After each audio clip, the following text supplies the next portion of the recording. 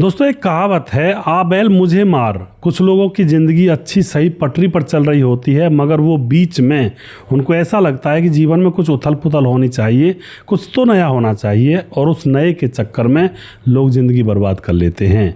आज की कहानी में एक अनपढ़ पत्नी ने फ़ोन खरीद लिया पति से कह करके, और फिर उसी फ़ोन की वजह से पूरे परिवार की मौत होती है। एक साथ कई अर्थियाँ उठती हैं उस परिवार के अंदर से। क्या तो मामला था, पूरी कहानी यहाँ पर जानेंगे। बहुत ही इंटरेस्टिंग स्टोरी है, और ऐसा आजकल ज़्यादातर औरतें करती हैं और फिर बाद में उनको पछताना पड़ जाता है। नमस्कार, मैं हूँ सुदेश कुमार और तिरछीवा चैनल में आपका स्वागत है। यह घटना घटित होती है पश्चिम बंगाल के एक छोटे से गाँव के अंदर, जहाँ पर गौतम सिंह नाम का एक शख्स रहा करता है। उम्र होती है उसकी 20 साल। उसके घर में उसकी माँ कल्याणी देवी है और पिता की मौत हो चुकी थी तकरीबन 7 साल पहले। बच्चे को माँ ने पढ़ाया है, जो भी कुछ उसके बाद परवरिश करनी होती है, तो बच्चा ज़्यादा नहीं पढ़ पाया है गौतम, और थोड़ा बहुत पढ़ता है। और उसके बाद अब वह माँ से कहता है, माँ पढ़ाई लिखाई के लिए पैसे तो है नहीं, आगे जो पढ़ूंगा मैं इससे तो अच्छा कहीं मेहनत मजदूरी कर लेता हूँ। तो जो उसकी माँ होती है वह भी यही कहती है, हाँ बेटा ये तुम्हारी सोच अच्छी है, क्योंकि पढ़ाई के लिए पैसे नहीं है, टाइम वेस्ट क्यों करते हो, अपना कोई नौकरी वगैरह ढूंढ लो। तो उसके बाद गौतम अपने यार दोस्तों से कई से कहता है कि यार कोई नौकरी हो तो बताना, लेकिन नौकरी कहीं भी मिलती नहीं है। एक तो गौतम पढ़ा लिखा कम था, 10वीं 12वीं पढ़ा हुआ था बस, और नौकरी उसको कहीं नहीं मिलती है। माँ के पास बैठा हुआ, माँ क्या करूँ कैसे करूँ, नौकरी तो मिल ही नहीं रही। माँ कहती है बेटा कोशिश कर, कभी ना कभी ज़रूर मिलेगी। और उसके बाद दोस्तों यहाँ पर क्या होता है, जो माँ होती है उसने उसको मेहनत मजदूरी करके पढ़ाया था, बहुत प्यारा लगता था बेटा, लेकिन इसके बाद बेटे के साथ जो होने वाला था वो तो माँ भी नहीं सोच सकती थी। जो बेटा होता है वह अपने एक दोस्त से कहता है कि यार कोई नौकरी का जुगाड़ करवाओ ना। तभी उस दोस्त को याद आता है कि सरपंच के यहाँ पर खेतों में काम करने वाले मजदूर की कमी है। जो उसका मजदूर था वह अपने गांव चला गया है। और उसके बाद जो गौतम सिंह होता है कहता मेरी बात करवा दो, मैं वहाँ पर काम कर लूँगा। तो वह दोस्त सरपंच के पास इसको ले जाता है कि गौतम को आप काम दे दीजिए, जो काम आप उस मज़दूर से करवाते थे। तो सरपंच इस गौतम को काम दे देता है, मज़दूर पर रख लेता है मज़दूरी पर, और इसकी तनख्वाह बांध देता है 10-12 हज़ार रुपये। अब तो यहाँ पर जो माँ होती है बहुत खुश होती है, 10-12 हज़ार रुपये बहुत हो जाते हैं माँ बेटे के लिए। उनमें से बचा भी लिया करते, ये खर्चा बहुत कम था इन दोनों माँ बेटों का। और फसल वसल थोड़ी बहुत इधर उधर से, जैसे फसल के गेहूँ इकट्ठे करने होते हैं, तो जैसे बैसाख का समय होता है तो ये माँ बेटे दूसरे के खेतों में कटाई करने के लिए चले जाया करते, तो बदले में गेहूँ मिलता है। 1 किले की लामनी जो होती है ना, लामनी कटाई जो होती है, दरांती से काटते हैं लोग, मजदूरी करते हैं, तो 1 किले के 8-8 मन गेहूँ मिल जाता है, यानी कि 1 मन में होता है 40 किलो। तो इस तरह से गेहूँ खाने वाने का तो जुगाड़ ये खेती बाड़ी में से कर लिया करते थे मजदूरी करके। तो इनका बहुत थोड़ा खर्चा था, कोई ज़्यादा ऐसा खर्चा नहीं था। अब क्या होता है, 6 महीने गुजर जाते हैं, कोई दिक्कत नहीं, कोई परेशानी नहीं, माँ भी बहुत खुश है, बेटा भी बहुत खुश है। अब जो माँ होती है वह अपने बेटे की शादी करना चाहती है कि अब यह बड़ा हो गया है, कमाने भी लगा है, इसकी पत्नी आएगी तो साथ में पत्नी रहेगी, घर बसेगा अच्छे से। और अब यह शादी करवाने के लिए, बेटे की शादी के लिए, अपनी एक पड़ोसन जो इसकी सहेली होती है रचना, उससे जाकर बोलती है कि रचना, तुम्हारी अपनी भतीजी है ना, जो तुम्हारी बहन की लड़की है, यानी कि भांजी लगती होगी शायद, उसके साथ मेरे बेटे की शादी करवा दो। अब जो सहेली होती है वह एकदम से सामने देखती है, कहती है कल्याणी, मेरी जो वो बहन की लड़की है ना, वो मक्कार टाइप की है, वो कई बार तो पकड़ी गई है लड़कों के साथ, कभी खेतों में, कभी कहीं, कभी घर पर, और वह एक बार भागने का भी मौका देख चुकी है, भाग भी चुकी है। तुम उससे अपने बेटे की शादी मत करवाओ, क्योंकि तुम्हारा बेटा बहुत सीधा साधा है। और वाकई में गौतम सीधा साधा था। गांव के अंदर कोई कहना कह दिया करता तो सबका कहना मान जाया करता। लेकिन यहाँ पर कल्याणी को ये लगता है कि जो उसकी सहेली रचना है वह शादी से मना कर रही है और उसके लिए बहाने बना रही है। अब इस बात को लेकर के कल्याणी कहती है रचना से, चाहे वो कैसी भी है तुम उससे शादी करवा दो मेरे बेटे की, अपने आप सुधर जाएगी। वह तो यही समझ रही थी ना कल्याणी कि उसकी सहेली रचना झूठ बोल रही है, इस रिश्ते को होने देना नहीं चाहती है। अब तो उसकी सहेली रचना कहती है ठीक है, मैं कर लेती हूँ बात, और जा कर के बात करती है और उस लड़की की शादी तय कर दी जाती है इस लड़के से। और फिर 2025 में गौतम की और मंजू देवी नाम की वो लड़की थी, उसकी शादी हो जाती है। मंजू देवी का कैरेक्टर वाकई में ख़राब था दोस्तों, क्योंकि अब यहाँ पर कहानी के अंदर पता चलेगा क्या क्या होगा।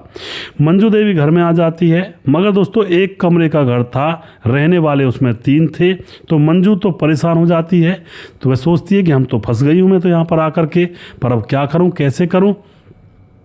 अब जो मंजू होती है सोचती है कि चलो ठीक है, कुछ दिन तो गुजारती हूँ, देखते हैं क्या होता है आगे।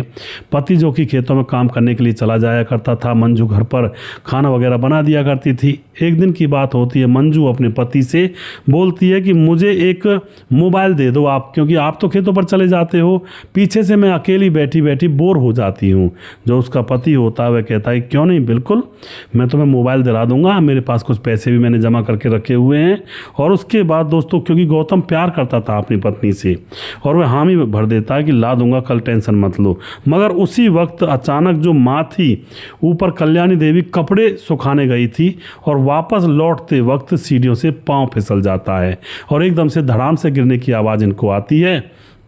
तो जो बेटा है माँ को उठाता है, माँ ये क्या हुआ। माँ के बहुत ज़्यादा दिक्कत हो चुकी थी, चला भी नहीं जा रहा था। तो उसके बाद माँ को उठाकर हॉस्पिटल ले जाया जाता है। तो हॉस्पिटल में जैसे ले जाया जाता है तो डॉक्टर बताते हैं कि इसकी रीढ़ की हड्डी टूट चुकी है और एक टांग टूट चुकी है। इसके इलाज के लिए ऑपरेशन करना पड़ेगा और उसके लिए 4 लाख रुपए हमें अभी अभी चाहिए अगर आपको माँ बचानी है। अब उसके बाद गौतम तो हिल जाता है, क्योंकि उसके पास 4 लाख तो नहीं थे, हाँ 70-80 हज़ार रुपये उसने इकट्ठे कर रखे थे नौकरी में से, कुछ बचा लिया करते, कुछ खर्चा कर दिया करते। अब तो जो लड़का होता अपने यार दोस्तों से मांगता है पैसे, लेकिन कोई भी पैसे देने के लिए तैयार नहीं होता है, क्योंकि 4 लाख रुपए बहुत बड़ी रकम हो जाती है गरीब परिवार के लिए। अब तो यह लड़का एक ही रास्ता इसके ऊपर बचता है, सीधा सरपंच के पास जाता है और सरपंच के पास जाकर के पैसे मांगने लगता है। सरपंच पहले तो यह कह देता है कि अभी तुझे लगे हुए 6-7 महीने हुए हैं, 7-8 महीने, और तू अभी से पैसे मांग रहा है। लेकिन लड़का कहता है कि साहब सरपंच साहब मेरी माँ बीमार है, माँ को चोट लग गई है, पाँव टूट गया है, रीढ़ की हड्डी में दिक्कत आ गई है, इलाज तो करवाना होगा। मगर सरपंच जो होता है वह कहता है कि तुम्हें अपना घर गिरवी रखना होगा, तब जाकर मैं तुम्हें 4 लाख रुपए दूंगा। लड़का कहता है जी बिल्कुल, आप मेरे घर को गिरवी रख लीजिए, मगर 4 लाख रुपए मुझे दे दीजिए, क्योंकि मेरी माँ की हालत बहुत ज़्यादा ख़राब है। और उसके बाद सरपंच कहता है ठीक है 4 लाख रुपए मैं दे दूंगा तुम्हें, एक तो घर को गिरवी रखूंगा, ऊपर से उस 4 लाख रुपए का ब्याज भी लूंगा, और ब्याज उसमें से लूंगा जो तू कमाया करेगा मेरे पास, महीने की जो तनख्वाह मिलती है उसको मैं अपने पास रख लिया करूंगा। अब तो यह बात लड़का हामी भर लेता है कि ठीक है सरपंच साहब, मेरी माँ का इलाज होना चाहिए। और उसके बाद इसको पैसे मिल जाते हैं। पैसे मिलने के बाद अपनी माँ को यह हॉस्पिटल में खूब दिखाता है, सर्जरी भी करवाई जाती है, मगर दोस्तों माँ बच नहीं पाती है, उसकी मौत हो जाती है। और जो सरपंच से पैसे लिए थे वह अब उसके ऊपर कर्जा हो जाता है। अब माँ की मौत हो जाती है, पर पत्नी के ऊपर कोई फर्क नहीं पड़ता है दोस्तों। माँ की मौत के बाद भी पत्नी दूसरे चौथे दिन ही अपने पति से फ़ोन मांगने लगती है कि मुझे फ़ोन दिलाओ ना। अब उसका पति जो कि वादा किया हुआ था सरपंच के पास जाता है और उससे 20,000 रुपये कर्जा और ले लेता है और 20,000 रुपये लेकर के उसको फ़ोन दिला देता है। मंजू बहुत खुश हो जाती है कि मेरे पति ने मुझे फ़ोन दिलाया। और उसके बाद दोस्तों कुछ दिन और गुजरते हैं, लड़का अपने काम पर जाने लगता है। लेकिन अब मंजू अब एक अपना अलग ही पैंतरा फेंकती है, क्योंकि वह घर में कैद थी, वह घर से निकलना चाहती थी, दुनियादारी के रंग ढंग देखना चाहती थी और कुछ अपना जुगाड़ लगाना चाहती थी। जुगाड़ तो आप समझ ही गए होंगे। और उसके बाद दोस्तों मंजू जो होती है अपने पति से कहती है तुम तो सरपंच साहब के खेतों में काम करते हो, क्यों ना मैं भी कुछ वहाँ पर उनके घर पर जाकर नौकरानी का काम करने लगूँ, हमारे घर में डबल इनकम हो जाएगी। अब यह बात पति को अच्छी लगती है कि ये बात तो सही कह रही हो तुम। और पति की नज़रों में अभी तक पत्नी बिल्कुल बहुत ही अच्छी सती सावित्री के समान थी। तो अब पति अपनी पत्नी से कह देता है ठीक है चलते हैं कल, और कल मैं तुम्हें अपने साथ ले जाऊंगा और सरपंच के सामने नौकरी मांग लेंगे। और उसके बाद कल होती है। कल होने के बाद दोनों अब सरपंच की हवेली पर जाते हैं और वहाँ जाकर के सरपंच से कहता है गौतम साहब, सरपंच साहब मेरी पत्नी मंजू देवी आपके यहाँ पर नौकरानी का काम करना चाहती है। अब तो मंजू देवी की तरफ जब सरपंच साहब ऊपर से नीचे की तरफ देखता है तो उसकी तबीयत हरी हो जाती है और तुरंत ही एन मौके पर मंजू देवी को नौकरी पर रख लेता है, अपने घर की नौकरानी बना लेता है। अब तो यहाँ पर जो मंजू देवी होती है वह अपने पति के साथ ही घर से निकल जाया करती और खुद सरपंच के घर में चली जाया करती काम धंधा करने के लिए, और जो पति होता है वह सरपंच के खेतों में काम करने के लिए चला जाया करता। इस तरह से दोनों पति पत्नी उसी घर में काम कर रहे होते हैं। धीरे धीरे समय गुजरता है। सरपंच इस लड़की की तरफ, मंजू की तरफ टकटकी लगाकर देखा करता है। कुर्सी पर बैठा हुआ कई कई बार इसको निहारता रहता है, इसके तन बदन को देखा करता है। अब क्या होता, सरपंच अपने मन में कुछ करना चाहता था। इधर ये लड़की थी, यह भी कम नहीं थी। एक दिन की बात होती है, सरपंच का पूरा परिवार दूसरे गांव में निमंत्रित था, यानी कि किसी की शादी थी तो पूरे परिवार को निमंत्रण दिया था। सरपंच कहता है कि तुम ऐसा करो, तुम चले जाओ और बारात सुबह ही तो आएगी, मैं सुबह आ जाऊंगा। अब वह घर वाले जो होते हैं वो रात को चले जाते हैं, क्योंकि वह जो पड़ोस में से जो निमंत्रण था वह कुछ खास लोग थे। अब उनके यहाँ पर परिवार के लोग चले जाते हैं, पत्नी बेटा और बाकी और एक आध नौकर था वो भी चला जाता है। घर के अंदर रह जाती है अब मंजू देवी, जो कि काम करने के लिए आई थी। और अब यह सरपंच उसको देख रहा होता है और फिर उसके पास जाकर के 2000 रुपये उसके हाथ में रख देता है और कहता है कि मुझे तुम्हारे साथ थोड़ी देर के लिए वक्त गुजारना है। अब मंजू ये सब कुछ चाहती ही थी पहले से। मंजू मुस्कुरा जाती है, कहती सरपंच साहब ऐसा क्या मेरे ऊपर दिल आ गया। सरपंच कहता है अरे तुम ये बात तो बस छोड़ो इन बातों को, मैं तो बहुत दिनों से तुम्हारे ऊपर फिदा हो गया हूँ। और तुम ऐसा करो, मैं नहा कर आ रहा हूँ, मेरा कमरा सजा लो अच्छे से, उनमें झाड़ू पोंछा लगा दो और वहीं पर हम दोनों मिलेंगे। और उसके बाद दोस्तों ये जो लड़की होती है, झाड़ू पोंछा करने के बाद इस पर जो मोबाइल था उसको एक ऐसी जगह छुपा देती है कैमरा चालू करके, जिससे कि उस सरपंच को पता ना लगे। सरपंच आता है, आकर के फिर दोनों के बीच में वो रिश्ता बनता है, गंदा रिश्ता। और फिर रिश्ता बनते बनते इनकी वीडियो भी बन जाती है। और उसके बाद लड़की को वह सरपंच और 2000 रुपये देता है कि ये लो 4000 रुपये हो गए टोटल तुम्हारे पास, ऐसे मुझे खुश करते रहना। मगर दोस्तों लड़की तो वो उन लोगों में से थी ना, जो एक कहानी आपने सुनी होगी, मुर्गी रोज़ अंडे देती है तो क्यों ना एक कसाई सोचता है कि मुर्गी ये रोज़ एक अंडा देती है, क्यों ना मैं इसको मार लूँ और सारे अंडे एक ही दिन में निकाल लूँ। ऐसे वह लड़की थी। जब सरपंच उसको 4000 रुपये पहली मीटिंग के दे दिया था, सरपंच ने दे दिए थे, तो उसको रुक जाना चाहिए था यहीं पर, क्योंकि पैसे तो मिल ही रहे थे। मगर उसको लग रहा था कि वह रातों रात करोड़पति बन जाए, लखपति बन जाए। घर जाती है, घर जाने के बाद अब वह सरपंच के व्हाट्सएप पर एक ऐसा वीडियो भेजती है और कहती है सरपंच साहब वीडियो देखो। सरपंच ने जब वह वीडियो देखा तो उस वीडियो में खुद सरपंच उस लड़की के साथ निर्वस्त्र होकर संबंध बना रहा था। अब लड़की से वह कहता है कि ये क्या कर दिया तूने, मैंने तुम्हें पैसे दिए थे ना, मैं तो तुम्हें खुश रखता, मैंने सोचा था कि तुम्हें अपनी पत्नी का दर्जा दूंगा एक तरीके से छुप छुपा कर, मगर तुमने तो मेरे सारे प्लानिंग पर पानी फेर दिया।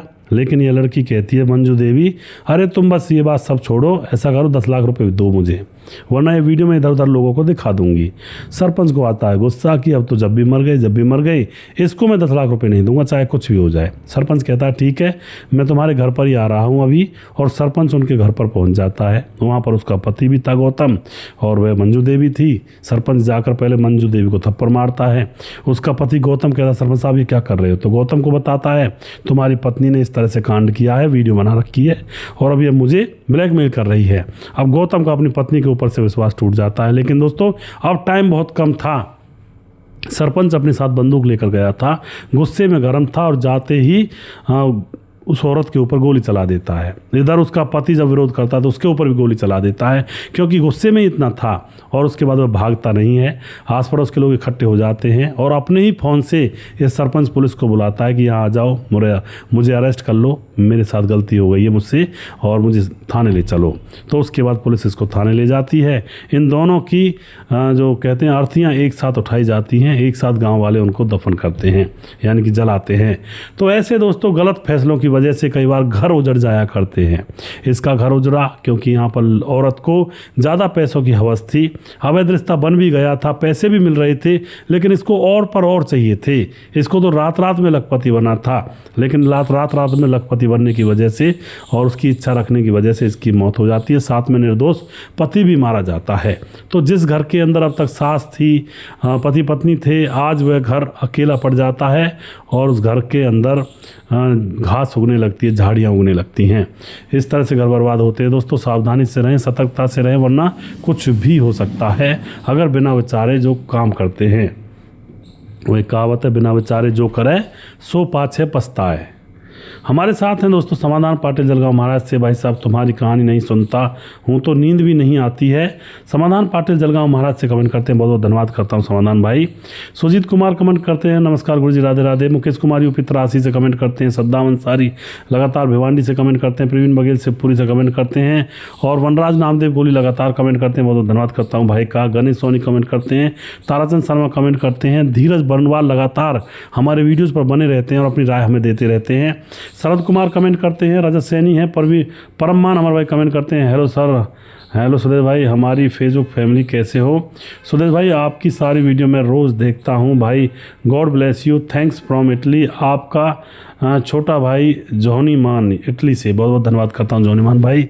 और आप इसी तरह से सपोर्ट करते रहे हैं कई सालों से, इसी तरह से हमारे साथ बने रहें फैमिली के साथ, फेसबुक फैमिली के साथ, बहुत बहुत धन्यवाद करता हूँ जी। विमलेश कुमार कमेंट करते हैं। सोनू सिंह कमेंट करते हैं। स्वपन डे हैं। उदय नारायण कमेंट करते हैं। जी अंसारी कमेंट करते हैं मालेगांव से।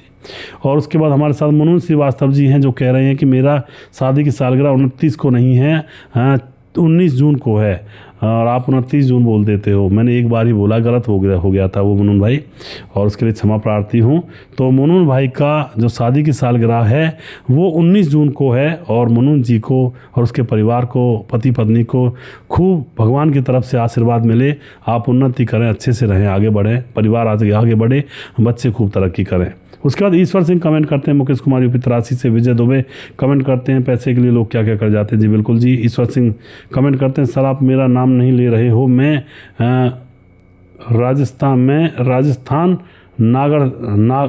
राजस्थान नागौर से हूँ। ईश्वर सिंह मेरा नाम है, तो मैंने भाई आपका नाम लिया है। कई बार बहुत ज़्यादा नाम हो जाते हैं, कमेंट दब जाती है, इसलिए नाम नहीं ले पाता हूँ। देवेंद्र कुमार फरीदाबाद से। कपिल देव प्रजापति कमेंट करते हैं। टीकम शर्मा कमेंट करते हैं। मोनू जैन कमेंट करते हैं। राजेश श्रीवास्तव जी कमेंट करते हैं। उसके बाद हमारे साथ है छगनदास खारडाबाद राजस्थान से। खेमराज भाटी गुज्जर चिट्टी जी भी नगर यूपी 16 से कमेंट करते हैं। और उसके बाद हमारे साथ राम मोहम्मद यासीन लाहौर पाकिस्तान से लगातार हमारे वीडियोज़ पर बने रहते हैं। और उसके बाद हमारे साथ कमेंट करते हैं राजकिशोर चौरसिया महाबलेश्वर महाराज से। दुर्योधन भाई लगातार कमेंट करते हैं। और राधे श्याम शर्मा से जयपुर राजस्थान से। छगनदास खारडाबाद राजस्थान से। और सुशील चौधरी हमारे भाई लगातार कमेंट करते हैं। अभी भी जिस भाई का नाम रह गया हो उस भाई का नाम अगले वीडियो में ज़रूर लूँगा। अगला वीडियो बहुत जल्दी फिर से लेकर आऊँगा। तब तक आप खुश रहें, सावधान रहें। जय हिंद, जय भारत।